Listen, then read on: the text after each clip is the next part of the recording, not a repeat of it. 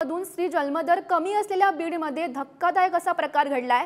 गर्भलिंग निदान करणाऱ्या सोनोग्राफी सेंटरवर धाड पडली आहे आणि बीडच्या गेवराईतील संजय नगर भागात ही कारवाई करण्यात आली आहे। सोनोग्राफी मशीनसह दोघे सध्या ताब्यात आहेत, तर यामध्ये एक जण सध्या फरार झालाय। तर महत्त्वाची आणि धक्कादायक अशी बातमी आपण सध्या पाहतोय बीडमधून। तर या संदर्भात माहिती देत आहेत आमचे प्रतिनिधी उदय नागरगोजे सध्या आपल्या सोबत आहेत। उदय, गर्भलिंग निदान करणाऱ्या सोनोग्राफी सेंटरवर ही धाड पडली आहे, काय माहिती मिळते? गेल्या काही दिवसापूर्वी बीडमध्ये असे प्रकार घडत होते, त्यावर प्रशासन उपाययोजना केल्या, परंतु तरी देखील काही ठिकाणी लपून छपून असल्याचा प्रकार सुरू असल्याचा प्रकार आता समोर आलाय।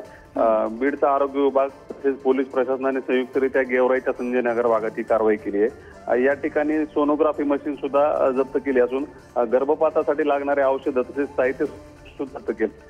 या ठिकाणी जो डॉक्टर होता तो फरार झाला असून इतर दोघांना ताब्यात घेतला आहे। गंभीर बाब म्हणजे यापैकी जी एक महिला आहे त्या महिलेवर यापूर्वी देखील अशाच पद्धतीचा गुन्हा दाखल केला होता।